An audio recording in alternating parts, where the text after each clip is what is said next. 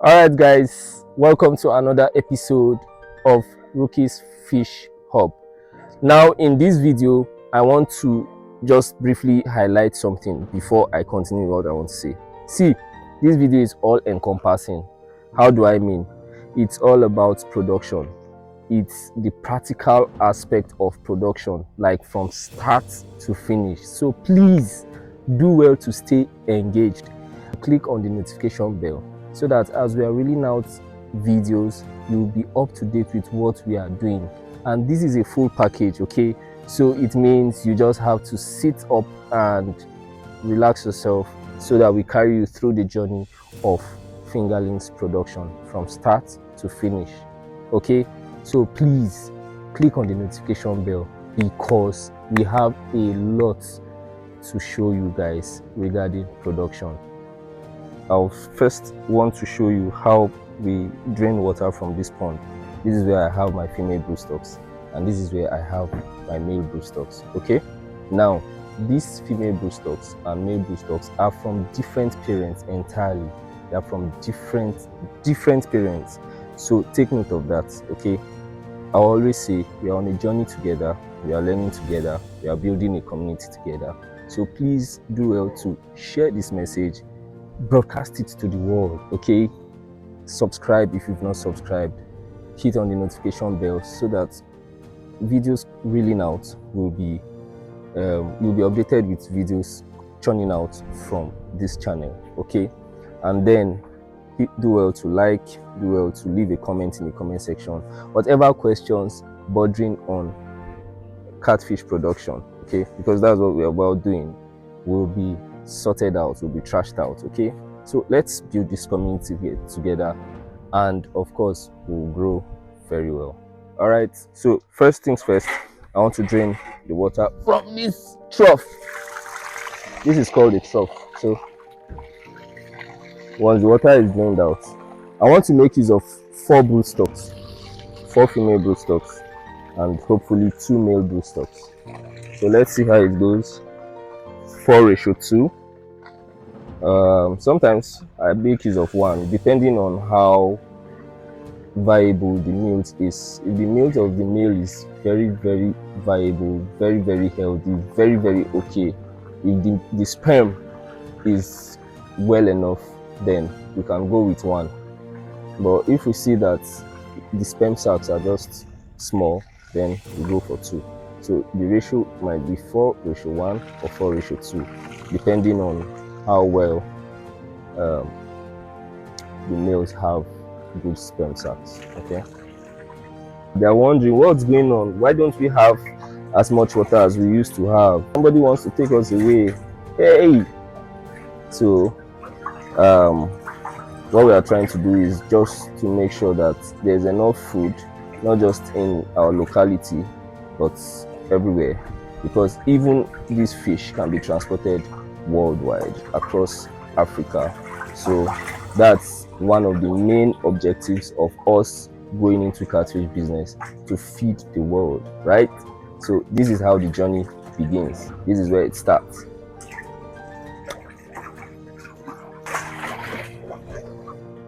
Yeah.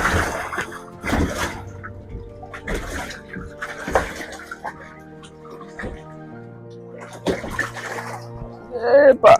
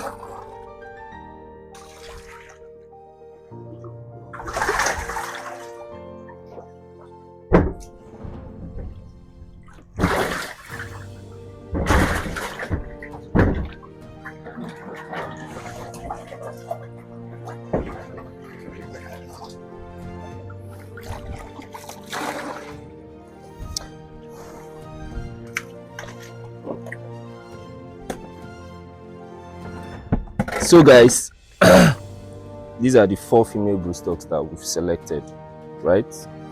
And these fish are over a year old.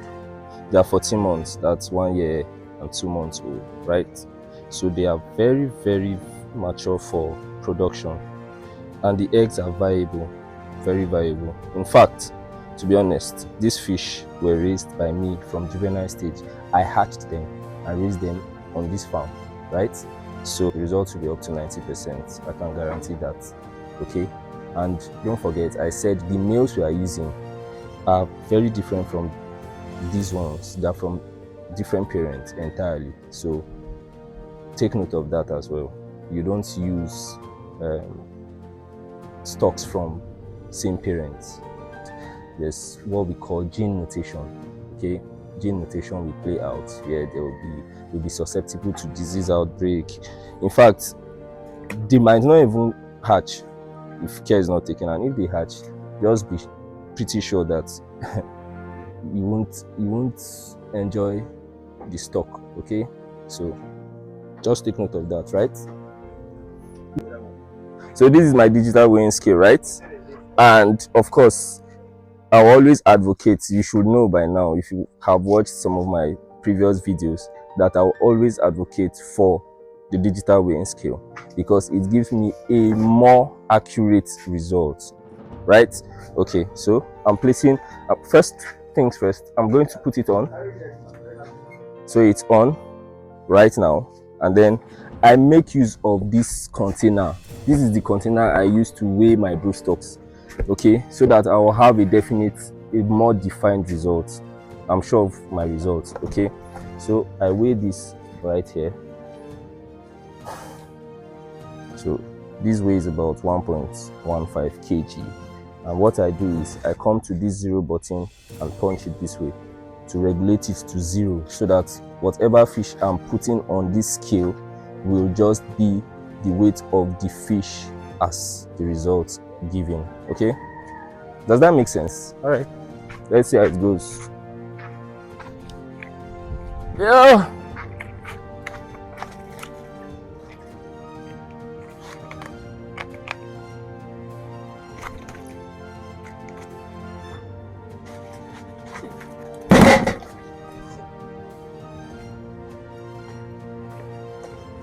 So what do we have here? 1.40. So this fish weighs 1.4 kg. Okay, 1.4 kg. All right, guys. So we are weighing the remaining 3. Let's know how much they weigh. Right. This is it. So if you look closely, see the towel I'm using, or you can liken it to a rag. So this is the rag I'm using. This rag does not soak up water. It's relatively light and smooth, and I'm using this because the body of the fish has mucor, and this mucor protects it from infection. So try as much as possible to have a damp rag like this, okay, or towel that is smooth and light, right? So that once you hold your fish this way, it does not take out the mucor. You can see it's still shiny, like nothing ever touched it, right? So take note of that, guys. Now what do we have here? We have 1.2 kg. So this weighs 1.2 kg, right? Okay.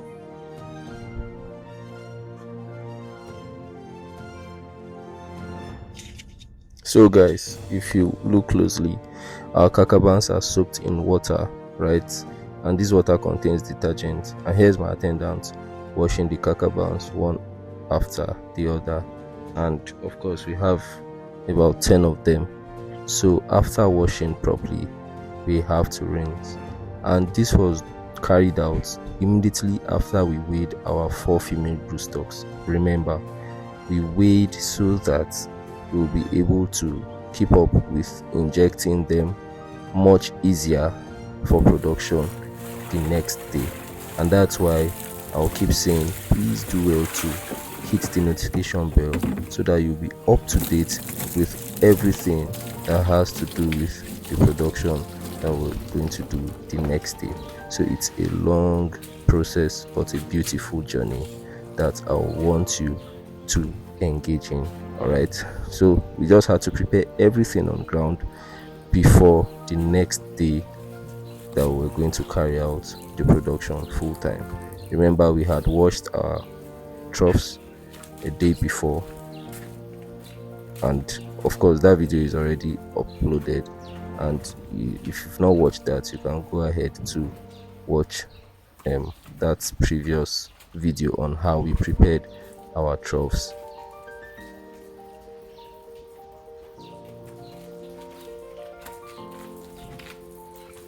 All right, so guys, next up is to clean up these frames. Okay, these frames are what holds the nets, those cacabans, together, and then we place them in water, so we need to clean them up. All right, remember I said we'll be using 8 troughs, and if the outcome of our hatching is very high, what happens is we will need to create space for 2 more troughs. So I'll just prepare 10 of these. Okay, so we have 1 2 3 4 5 6 7 8 9 10 11, but we'll make do with 10. All right, so I'll just quickly clean them. This is what I do: just apply little detergent in water, and then use your sponge. All right, and clean up this way. It's not a difficult task at all. So this is how we roll, people.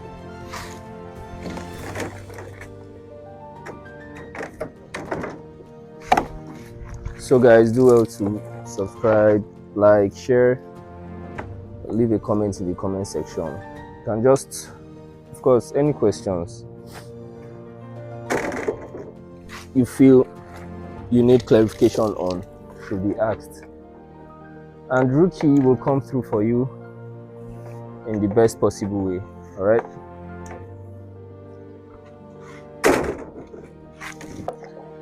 so please guys, do well to hit the notification bell so that we'll keep you posted with all that has to do with production. Okay, this video is all encompassing, like it's a full package, but it will be broken down for you. So please hit that notification bell, okay, so that you get notified on all that has to do with production, how production is carried out, like the easiest way possible.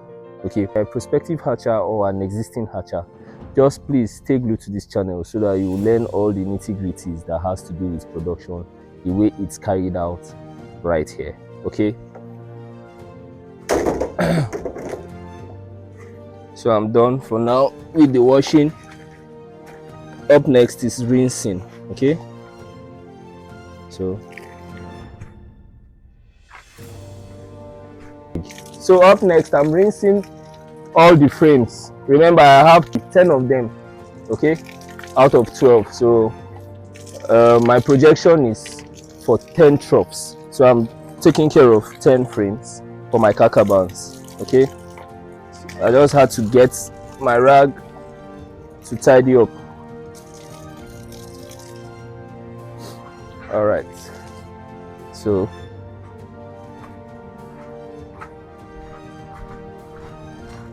I'll be keeping them over here this way till the next day, tomorrow.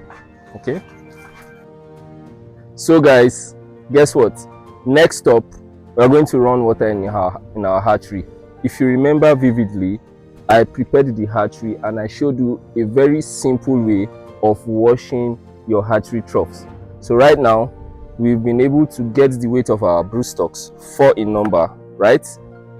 So we'll just go put in water in our already prepared troughs. Are you ready? Let's go.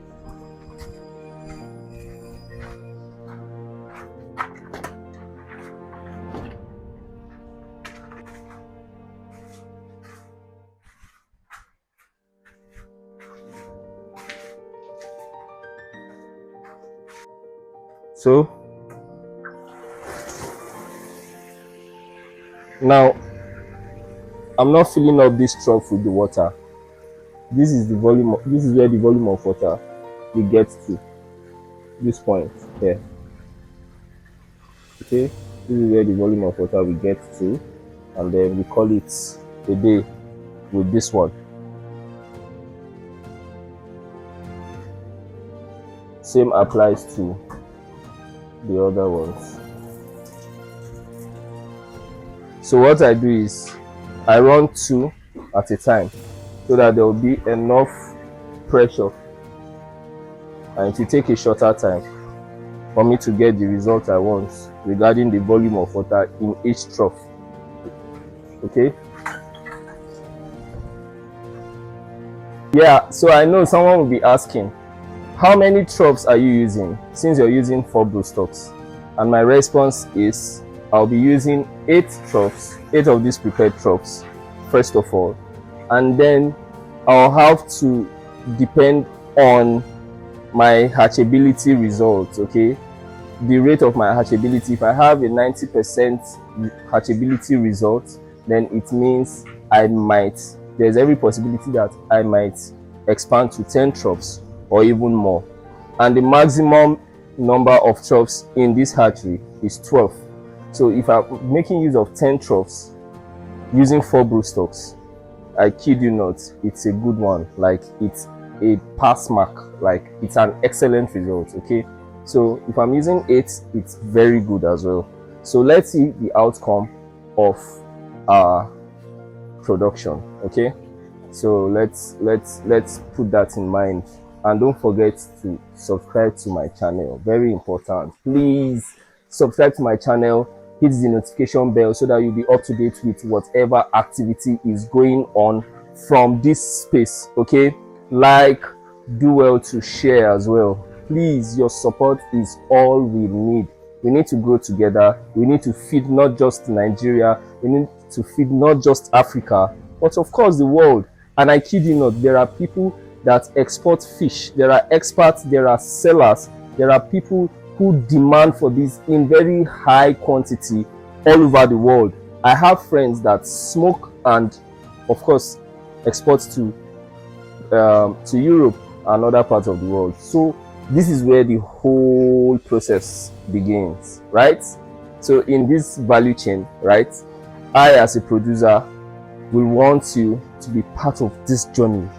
Let's even know where we churn out this very large number of fish that can feed the world, right? It starts from here. Okay, so let's be on this ride together, and I hope we grow together. All right guys, so we are done for today, and then we'll continue tomorrow we'll be definitely stripping. Please stay glued to this channel. Do well to subscribe, like, share, come to the comment section. Let's have 1 or 2 chats. Feel free to ask your questions regarding catfish farming, the production phase of it, and we'll definitely share ideas with you. Bye for now. See you.